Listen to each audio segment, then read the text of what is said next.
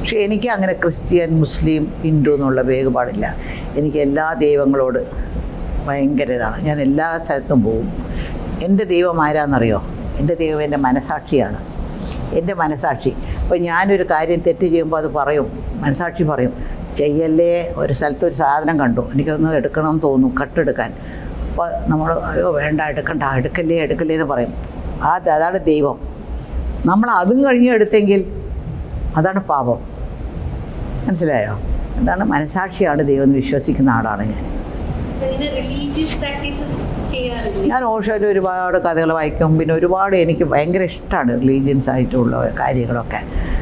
അതായത് ചിലതൊക്കെ കാണുമ്പോൾ നമുക്ക് ചിരി തോന്നും കേട്ടോ, ചില കള്ളസ്വാമിയാന്മാരും അതും ഇതൊക്കെ. അതെനിക്ക് അതൊന്നല്ല, ഇത് ഭയങ്കരമായിട്ടുള്ള കാര്യങ്ങളൊക്കെ ഉണ്ടായ എനിക്ക് ഇതാണ്. പള്ളിയിലോ അമ്പലത്തൊക്കെ പോവും ഞാൻ. പള്ളിയിലും പോവും, അമ്പലത്തും പോവും, എല്ലാ സ്ഥലത്തും പോവും ഞാൻ. അമ്പലങ്ങളിലൊക്കെ പോകാൻ ഇഷ്ടമാണ് എനിക്ക്. ഹിന്ദുസ് വരെയും പോകാത്ത അത്ര അമ്പലങ്ങൾക്ക് ഞാൻ പോയിട്ടുണ്ട്. ഒരു പ്രാവശ്യം അങ്ങനെ പോയി എനിക്ക് കാണണം. മൂകാംബിക ക്ഷേത്രത്തിൽ പോയതോ, തിരുപ്പതി പോയിരുന്നു. അങ്ങനെ എല്ലാ സ്ഥലത്തും എനിക്ക് കാണണം എന്ന് ഇഷ്ടമുണ്ടായിരുന്നു. എത്രയോ കൊല്ലങ്ങൾക്ക്, എത്രയോ വർഷങ്ങൾക്ക് മുമ്പ് കെട്ടിയ ഓരോ അമ്പലങ്ങളാണെല്ലാം. പക്ഷേ ഇവിടെ കേരളത്തിൽ പോയാലുണ്ടല്ലോ, ഉടനെ വന്ന് പത്രക്കാരായി, ഫോട്ടോഗ്രാഫറായി, അങ്ങനെ പോകാൻ പാടില്ല. നമ്മൾ തനിയെ ആരുമില്ലാതെ പോയി അവിടെ ഇരുന്ന് കണ്ട് അവരമ്പലത്തിൽ കൊടുക്കുന്ന അപ്പതൊക്കെ കഴിച്ച് അങ്ങനെ പോകാനാണ് ഇഷ്ടം. പിന്നെ ഒരു പബ്ലിസിറ്റിക്ക് വേണ്ടി പോകുന്നത് എനിക്കിഷ്ടമല്ല.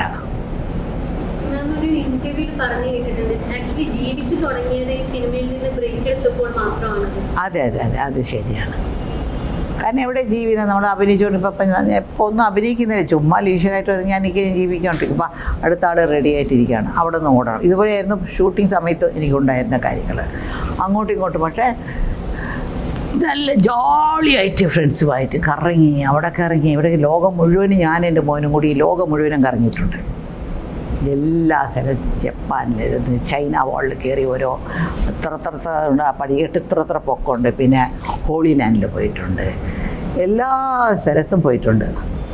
ഇനിയും പോകാൻ ഒരു സ്ഥലമല്ല, ഇനി എനിക്ക് വേണ്ട, പോണ്ട.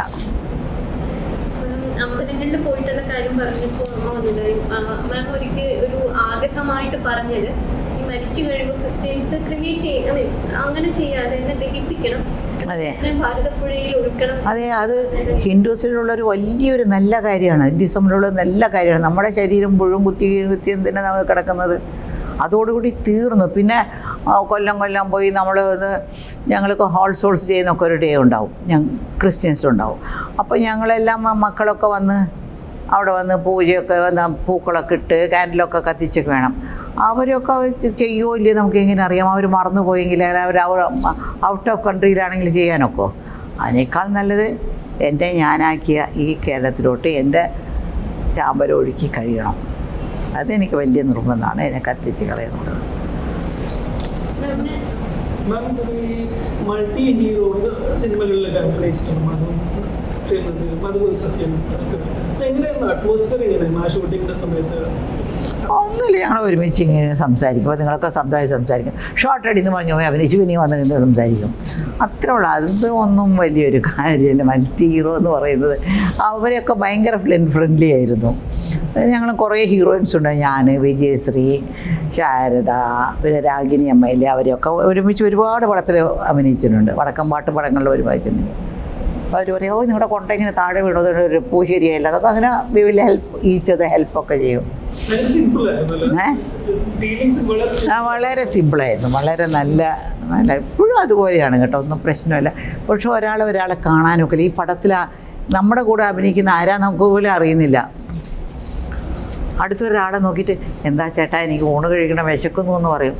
പിന്നെ ഞാൻ കാരവാനിൽ പോകും. പിന്നെ ചേട്ടൻ്റെ ഷോട്ട് പിന്നെയാണ് എടുക്കുന്നത്. ആ ഷോട്ടൊക്കെ എടുത്തിട്ട് അയാൾ പോകും. പിന്നെ ചേട്ടൻ ആരാധ പോലെ എനിക്കറിയത്തില്ല. അവർ എഡിറ്റിങ്ങിലും അതിലും ഇതിലും രണ്ടുപേര് നിൽക്കുന്നതായിട്ട് എല്ലാം ഒരുമിച്ച് നിൽക്കുന്നതായിട്ടെല്ലാം കാണിക്കും. വളരെ ഈസിയാണ് ഇപ്പോൾ. ഈ കാരവാൻ സംസ്കാരം ആർട്ടിസ്റ്റുകൾ തമ്മിലുള്ള ബന്ധം കുറച്ചു. അതല്ല, കുറേ കൂടെ സൗകര്യങ്ങളാക്കി. ബന്ധങ്ങൾ വന്ന് കുറച്ചൊന്നുമില്ലാതേക്കാൾ കുറേ കൂടെ അത് ബന്ധങ്ങളേക്കാൾ നമുക്ക് സൗകര്യങ്ങൾ. ഇപ്പോൾ പെണ്ണുങ്ങൾക്ക് വന്ന് ഡ്രസ്സ് മാറ്റണം, എത്രയോ കാര്യങ്ങളുണ്ട്. അതിനൊക്കെ ഒരു കാരവാൻ എന്ന് പറയുന്നത് ഒരു നല്ലൊരു കാര്യമാണ് കേട്ടോ. എനിക്ക് വളരെ ഇഷ്ടപ്പെട്ടത്. ഞങ്ങൾക്ക് കിട്ടാത്ത കാര്യങ്ങളൊക്കെ ഇപ്പോൾ വന്ന് പിന്നെ എനിക്കൊക്കെ കിട്ടി. മാം വേണ്ടാന്ന് വെച്ച ഒരുപാട് സിനിമകൾ, നോ പറഞ്ഞിട്ടുള്ള ഒരുപാട് സിനിമകളില്ലേ? അതിലൊന്നായിട്ട് കേട്ടിട്ടുള്ളത് രതി നിർവേദമാണ്. രതി നിർവേദം സിനിമയിട്ടല്ലോ. രതി നിർവേദം ഞാൻ അഭിനയിക്കില്ല. അല്ല, വേണ്ടാന്ന് അത് ഒരു കുറച്ചൊരു ടൈപ്പ് ഓഫ് രതി നിർവേദം. പിന്നെ അത് വേണ്ട, അതൊക്കെ എനിക്ക് സന്തോഷം അഭിനയിക്കാതിരുന്നത്. ഇപ്പോൾ എനിക്ക് പറയുന്നത് കമലാദാസിൻ്റെ കഥയില്ലേ, അത് ആദ്യം എനിക്ക് അഡ്വാൻസ് വരെയ്ക്ക് എൻ്റെ കയ്യിലുണ്ട്. ഞാനാണ് അഭിനയിക്കാനിരുന്നത് ആദ്യം കമലാദാസായിട്ട്.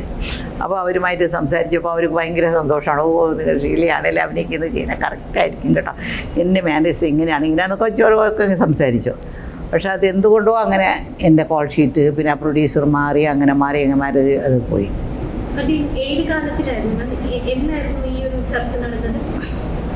ഞാൻ എഴുതി വെച്ചിട്ടില്ല കേട്ടോ, ഞാൻ എഴുതി വെച്ചിട്ട് ഞാൻ പറയാം ഏത് കാലത്താ. അതല്ലേ നിങ്ങളുടെ ജോലി, അവിടെ പോയി തിരഞ്ഞെടുത്ത് നോക്ക്. അതെ, അവിടെ പോയി തിരഞ്ഞു നോക്ക്. അവർ ജീവനോടെ മരിച്ചിട്ട് കുറേ വർഷങ്ങളൊന്നും ആയില്ലല്ലോ. പിന്നെ അത് കഴിഞ്ഞ് പിന്നെ എനിക്ക് വന്ന പടം ഭാർഗവി നിലയം. ആ റോൾ എന്നെയാണ് വിളിച്ചത്. യക്ഷിയായിട്ട് അങ്ങനെ പാട്ടുപാടിക്കൊണ്ടൊക്കെ നടക്കുന്നില്ലേ. പിന്നെ അതും എൻ്റെ കോൾ ഷീറ്റിൻ്റെ പ്രശ്നം. എനിക്കും നസീറും അല്ലെങ്കിൽ എനിക്കും മധുവിനും ഉള്ള കോമ്പിനേഷൻ സീനിലൊക്കെ ഉണ്ടല്ലോ, കിട്ടുന്നില്ല. എന്നെ കിട്ടിയില്ല, അല്ലെങ്കിൽ അവരെ കിട്ടില്ല. അങ്ങനെയാണ് വിജയ നിർമ്മല തെലുങ്കുന്ന ഒരു നടിയെ കൊണ്ടുവന്നത് അവർ. ഈ 2 പടത്തിൽ അഭിനയിക്കാത്തത് എനിക്ക് ഭയങ്കര പ്രയാസമുണ്ട്. എന്താ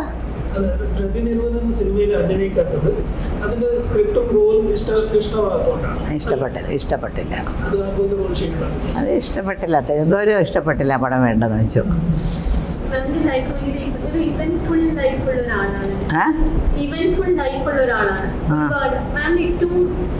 ഏറ്റവും വലിയ അച്ചീവ്മെന്റ് ആയിട്ട് എന്താ തോന്നിയിട്ടുള്ളത്?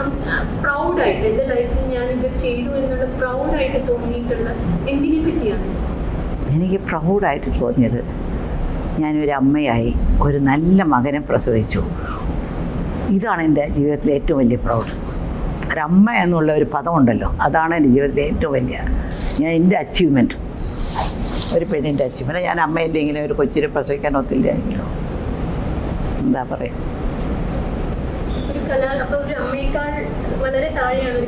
അതെ, അത്രയേ ഉള്ളൂ. അമ്മയേക്കാൾ താഴെയാണ് എല്ലാം.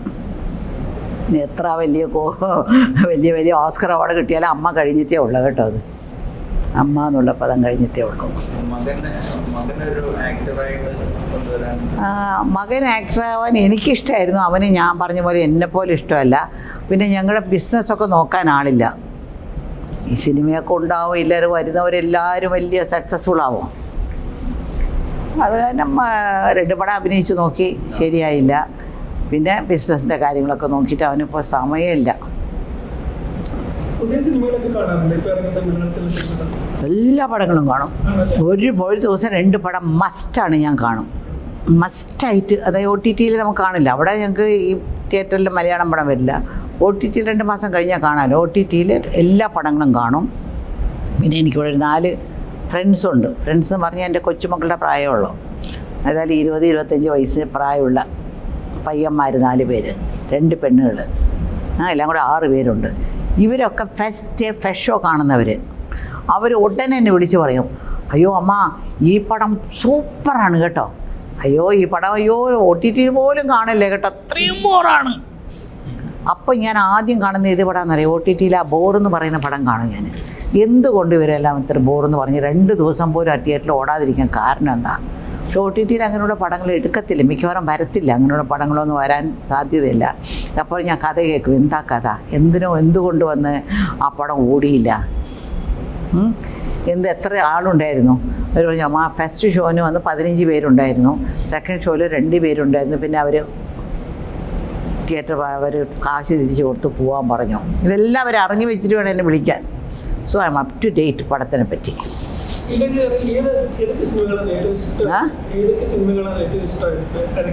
ഇപ്പം ഈ ഇടയ്ക്ക് ഇറങ്ങിയത് ആ ജനഗണമന ആ ഒരു പടം. പിന്നെ ഒരു പടം ഞാൻ പറഞ്ഞല്ലോ, ആ ഒരു പടം എനിക്കിഷ്ടം. ഈ ഉത്തരം പടം. അതുപോലെ കൊച്ചു ആർട്ടിസ്റ്റിനെ വെച്ചിട്ട് ഇത്രത്തോളം നല്ലൊരു സ്ക്രിപ്റ്റ്. പിന്നെ പേരെനിക്ക് രോമാഞ്ചം നല്ല പടം. എനിക്കെന്താ അതിൽ ഏറ്റവും എന്ന് വെച്ചാൽ ആ ഡയറക്ടറുടെ എന്താ ഒരു മനസ്സിൻ്റെ ഒരു കോൺഫിഡൻസ് എന്ന് വെച്ചാൽ ഈ ചെറിയ ഒരു വീട്, ഒരു ബോർഡ്, അങ്ങോട്ടും ഇങ്ങോട്ടും ഇങ്ങനെ പിശാച് വന്നിരുന്നു പറയുന്ന ഒരു കഥ വന്നത് എടുക്കാനായിട്ട് അങ്ങേര് ധൈര്യപ്പെട്ടതും ആ കഥ എടുക്കാനായിട്ട് പ്രൊഡ്യൂസർ വന്നതും അതൊരു വലിയൊരു അത്ഭുതമാണ് കേട്ടോ. അങ്ങനെ ഒരു പടത്തിൽ ഒരു നിമിഷം പോലും നിർത്താതെ ഞാൻ കണ്ട ഒരു പടമാണത്. നല്ല പടമായിരുന്നു. രോമാഞ്ചം പടം.